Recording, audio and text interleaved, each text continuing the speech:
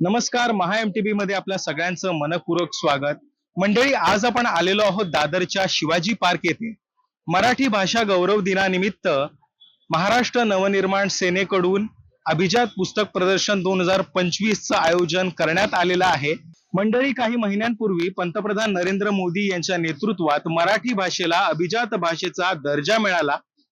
अभिजात भाषेचा दर्जा मिळाल्यानंतर महाराष्ट्राच्या विविध ठिकाणी वेगवेगळ्या कार्यक्रमांचं आयोजन करण्यात आलं.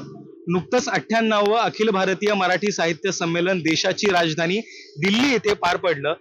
या निमित्ताने शिवाजी पार्क येथे आयोजित केलेल्या या पुस्तक प्रदर्शनाला लोकांचा प्रतिसाद कसा आहे, कुठल्या प्रकाशनाची पुस्तकं इथे उपलब्ध आहेत, लोकांचा याला काय प्रतिसाद आहे, हेच आपण जाणून घेऊया. चला तर मग.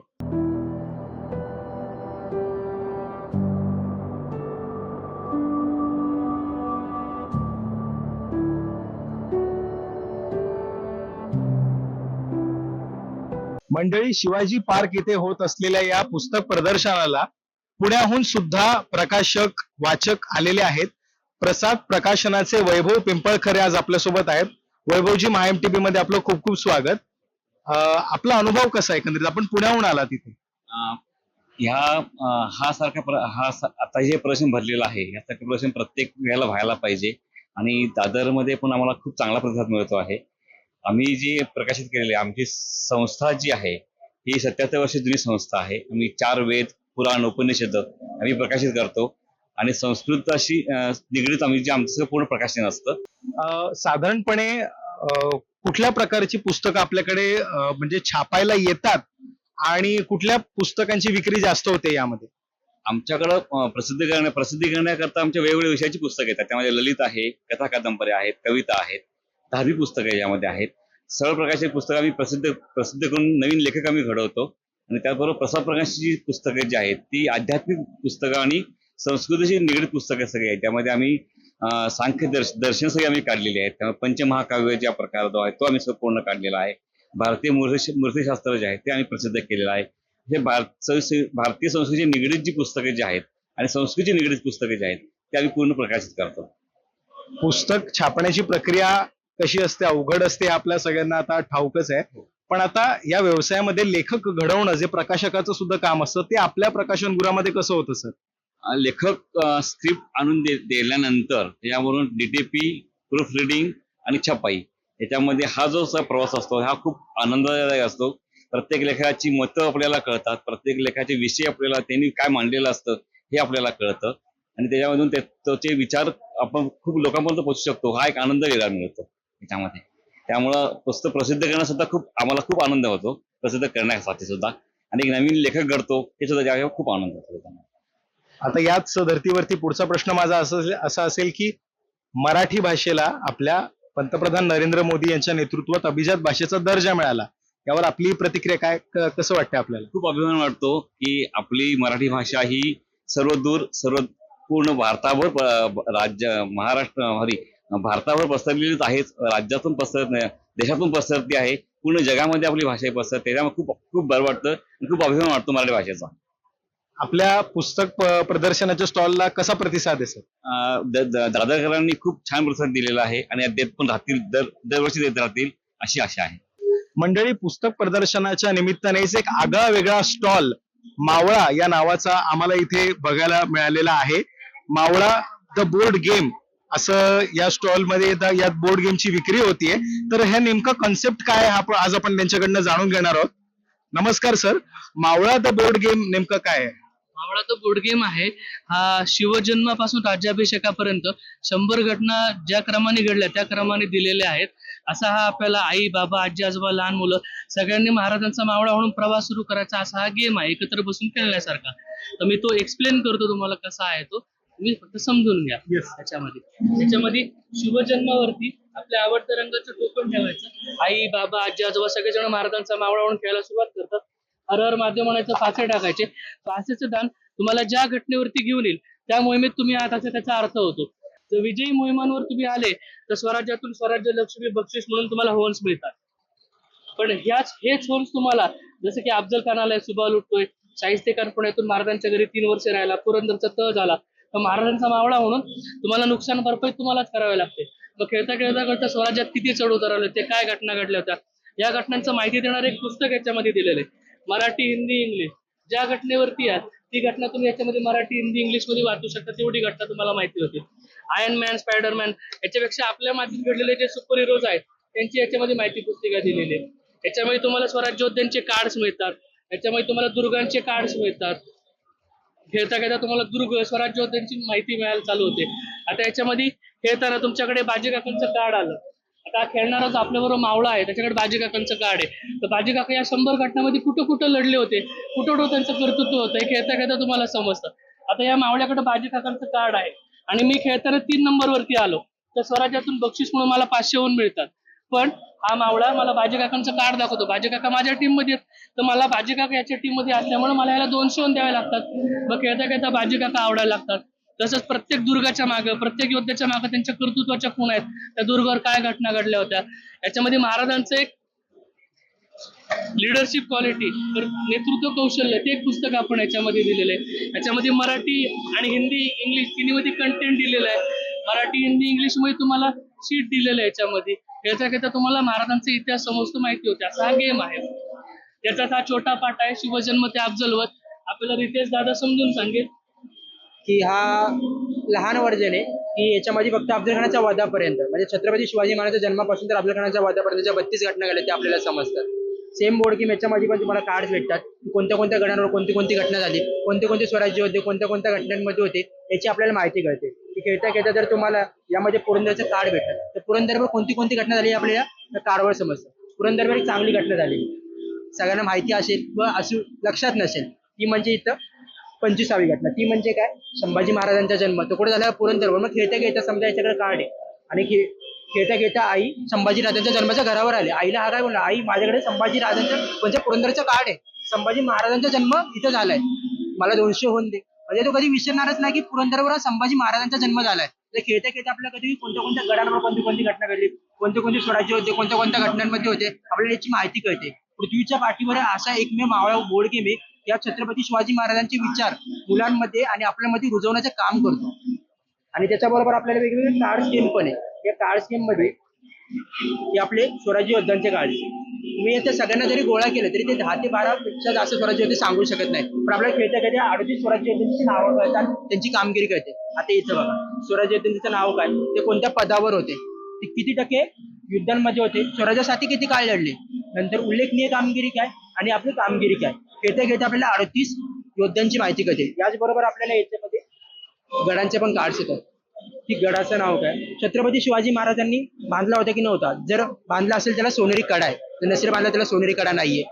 गडाचं ऐतिहासिक महत्व काय, गडाचं भौगोलिक महत्व काय, गडाची उंची काय, गडाचे वैशिष्ट्य काय, साक्षीदार कोण होते, गडाची थोडक्यात माहिती. नंतर तुम्हाला इथे दुर्गमता दिसत असेल. दुर्गमता म्हणजे काय, गड जिंकायला किती अवघड आणि चढायला किती अवघड. म्हणजे खेळता खेळता आपल्याला गडाची पण चहू बाजूने माहिती कळते. म्हणजे हा संपूर्ण आपल्याला इतिहास शिकवणारे खेळ आहे. खेळता खेळता आपल्याला दुर्गांची माहिती भेटते, स्वराज्य योद्ध्यांची माहिती भेटते, त्यांच्या घटनेची माहिती भेटते, कोणत्या कोणत्या घटनेमध्ये कोणते कोणते स्वराज्य योद्धे होते, कोणत्या कोणत्या गडांवर कोणती कोणती घटना झाली. ते खेळता खेळता आपल्या इतिहासाची चहू बाजूने माहिती भेटते. असे वेगवेगळे बोर्ड गेम्स, कार्ड गेम्स, असे इतिहास शिकवणारे खेळ आहे आमचे. मला आता विचारायचंय की आपल्या या खेळाला आतापर्यंत प्रतिसाद कसा मिळालाय सर? सुंदर प्रतिसाद मिळालेला आहे. भारतीय जी गव्हर्नमेंट ऑफ इंडियाने जी टॉयकॉथॉन म्हणून स्पर्धा भरवली होती त्याच्यामध्ये हा नॅशनल अवॉर्ड विनिंग गेम आहे, ज्याला 19,500 ऑल ओव्हर इंडिया मधनं संकल्पना ज्या आल्या होत्या त्याच्यामध्ये हा विनर गेम आहे. हा जवळपास 15,000 आम्ही आतापर्यंत बोर्ड गेम विकले. आम्ही विचारलं खेळता का, तर ते म्हणतात खूप वेळ लागतो खेळायला, पण मुलं अफजलवध केल्याशिवाय झोपत नाहीत म्हणे. एवढा रिस्पॉन्स आम्हाला चांगला आलेला आहे. क्या बात आहे, खूप खूप मस्त आहे सर. छत्रपती शिवाजी महाराजांचा इतिहास, महाराष्ट्राचं आराध्य दैवत छत्रपती शिवाजी महाराजांचा इतिहास आजपर्यंत कथा, कादंबऱ्या, लघुकथा या सगळ्याच्या माध्यमातून आला. नंतर आपण बघतो की चित्रपटांच्या माध्यमातून महाराजांचा इतिहास पोहोचतोय. पण आजच्या लहान पिढीला बोर्ड गेमच्या माध्यमातून हा छत्रपती शिवाजी महाराजांचा इतिहास त्यांच्यापर्यंत पोहोचतोय. ही अत्यंत वेगळी कल्पना आज आपल्याला इथे बघायला मिळाली.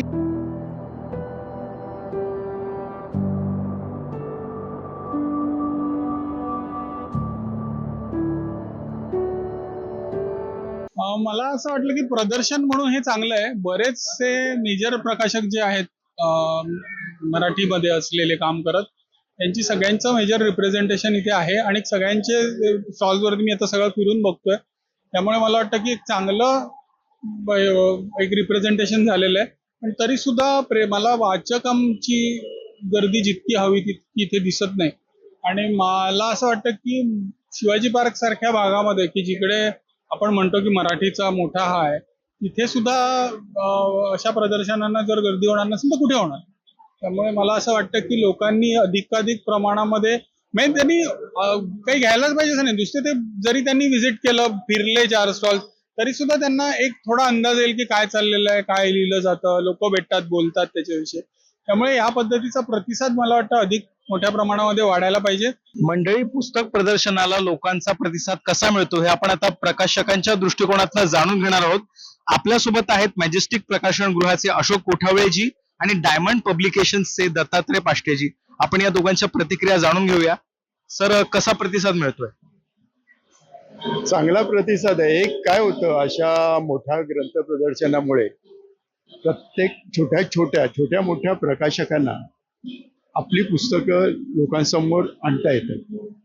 कारण प्रत्येक प्रकाशकाचं असं दुकान नसतं, तिथे जो येईल या निमित्ताने अनेक वाचक पुस्तक शोधत असतात. त्यात मला वाटतं जास्त करून छोट्या प्रकाशकांना याचा चांगला फायदा होऊ शकतो.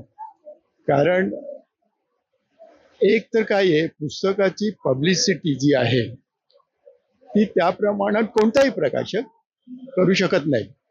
म्हणजे पेपर पब्लिसिटी म्हणा, कोणतीही TV पब्लिसिटी जी आहे, प्रसिद्धी, तर हा एक प्रसिद्धीचा पण मार्ग असतो.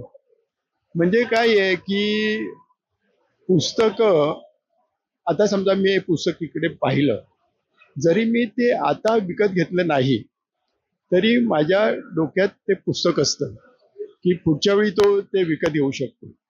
पुस्तकं पाहण्याचा, चालण्याचा, वाचण्याचा, पुस्तकं चालणं हे एक वाचन असतं. पुस्तकाचा ब्लर पाहणे, तो वाचणे, तो लगेचच काय पुस्तक घेईल असा भाग नाहीये. आणि तो आनंद असतो तो ह्या अशा प्रदर्शनात मिळतो. खूप अनेक प्रकाशकांची एकत्रितपणे पुस्तकं काय पाहता येत नाही, ती ह्या प्रदर्शनात आता बघा किती छोटे प्रकाशक आहेत. त्यांची आमचं दुकान आहे, तर त्या दुकानात अशी फक्त एखाद्या छोट्या प्रकाशकाची पुस्तकं असलेली पण ते शोधावी लागतील. इथे त्यांना स्वतंत्रपणे मांडता येतात. आणि अशी प्रदर्शनं भरली पाहिजेत मोठ्या प्रमाणावर नेहमीच. पाष्टे सर, आपला काय अनुभव आहे? नाही, आता हे जे प्रदर्शन सुरू झालंय ना, तर हे प्रदर्शन एक वाचक आणि प्रकाशक या दोघांसाठी एक पर्वणी आहे. काय होतं की अशी प्रदर्शन आली ना, आता आम्ही असं म्हणतो की थोडी वाचन संस्कृती कमी झालेली आहे. तर आणि मुंबईत जे बेसिकली लोकांना वेळ नाही आहे, त्यामुळे त्यांना दुकानात जाता येत नाही असं एक म्हटलं जातं. पण आता अशा प्रदर्शनामुळे लोक प्रदर्शन पाहू शकतात, त्यांना पाहिजे ती पुस्तकं खरेदी करू शकतात. आणि हा एक वाचन संस्कृती वाढण्यासाठी एक पूरक गुण आहे किंवा पूरक गोष्ट आहे अशी म्हणायला काहीच हरकत नाही. कारण आता 2 महिन्यापूर्वी पुण्यामध्ये झाली पुणे बुक फेस्टिवल, त्याला सुद्धा अमाप प्रतिसाद मिळाला. तर अशी जर प्रत्येक शहरामध्ये होत गेली ना, तर प्रकाशक आणि वाचक या दोघांना त्याचा फार उपयोग होईल. प्रकाशन व्यवसायामध्ये आपण दोघंही मागची अनेक दशकं आहात. तर मला आपल्याला असा प्रश्न विचारायचा होता की मराठी भाषेला अभिजात भाषेचा दर्जा मिळाला, त्यानंतर आपल्याला प्रकाशन व्यवसायामध्ये याचं रूपांतर कशा पद्धतीने झालंय? म्हणजे लोकांचा याला काय प्रतिसाद आहे? नाही, अभिजात झाली म्हणून लगेच काही त्याचा प्रतिसाद तुम्ही अपेक्षा करू शकत नाही. कारण हा एक शब्द त्याला जोडला, त्याचं एक मानसिक समाधान आपल्याला आहे की मराठी, आता आपण अभिमानाने सांगू शकतो की मराठी अभिजात भाषा आहे. पण त्या संपूर्ण मोठ्या प्रमाणावर त्याचा परिणाम होण्यासाठी म्हणूनच हे त्याचा पण भाग आहे ना. त्यांनी ह्याचं नावच काय ठेवलं की अभिजात. तर असे परिणाम जे आहेत ते हळूहळू होतील. त्यामुळे पुस्तकाकडे अधिक वाचक वळेल, आपली भाषा जाणून घ्यायचा प्रयत्न करेल. आणि भाषा समृद्ध होण्यासाठी मी ज्यावेळी म्हणतो माझी भाषा अभिजात आहे, त्यावेळी मी त्याचा उच्चार करताना सुद्धा, हे बोलताना सुद्धा त्याचा मी विचार करेन ना. त्या अभिजात भाषेत मी बोलतोय, ती भाषा माझी समृद्ध असली पाहिजे, चांगल्या प्रकारे मला व्यक्त होता आलं पाहिजे. तर आणि ते व्यक्त होण्यासाठी एकच माध्यम असतं म्हणजे तुमचं वाचन. तेव्हा तुम्ही जास्तीत जास्त पुस्तकं वाचली पाहिजेत तरच ती अभिजातता जी आहे भाषेची ती अधिक अधिक समृद्ध होईल, मोठी होईल. वाचन प्रसार जो आहे हा, आणि आपण आपल्या मुळात आपण नुसते अभिजात म्हणून थांबलो तर त्याचा उपयोग नाही. ती कशी व्यवहारात येईल, वेगवेगळ्या प्रकारे कसा ती व्यवहारात येईल हे बघावं लागेल. आपल्या मराठी शाळा बंद होत आहेत वगैरे त्या ह्या गोष्टीकडे पण लक्ष द्यावं लागेल. पाचशे सर, आपलं काय मत आहे? अभिजात दर्जा हा मिळाला हे एक अभिमानाचीच गोष्ट आहे बरं का. पण याच्याकरता अजून थोडे काही प्रयत्न करावे लागतील. ही सुरुवात आहे. या सुरुवातीलाच आपण अशा अनेक काही गोष्टी ठरवल्या आणि हळूहळू त्या प्रत्यक्षात आणल्या. मूळ म्हणजे काय माहिती का, की मुलांना वाचन लागण्याची जी सवय आहे म्हणजे लहान वयातच त्याला ती वळण लागलं पाहिजे. प्रत्येकाच्या घरोघरी पुस्तकं असली म्हणजे आपण कधी वेळ असेल तर ती पाहू शकतो. अशा पद्धतीने प्रत्येकाने याला जर हातभार लावला ना तर ह्या अभिजात भाषेचा जो आपला जो गर्व आहे तो कायम टिकेल आणि चांगल्या सगळ्यांना त्याचा फायदा होईल. आम्हा घरी धन शब्दांचीच रत्ने, शब्दांचीच शस्त्रे यत्न करू. मंडळी, शब्दांचं महात्म्य सांगणाऱ्या तुकाराम महाराजांच्या मराठी भाषेला अभिजात भाषेचा दर्जा मिळाला. पण आपली हीच भाषा जर का ज्ञान भाषा आणि व्यवहार भाषा म्हणून हिचा विकास व्हायचा असेल तर अशा ग्रंथ प्रदर्शनाला लोकांनी भरघोस प्रतिसाद द्यायला हवा, हेच यातून दिसून येतं. कॅमेरामन आर्य मांजरेकर सह मुकुल आव्हाड, महा MTV, मुंबई.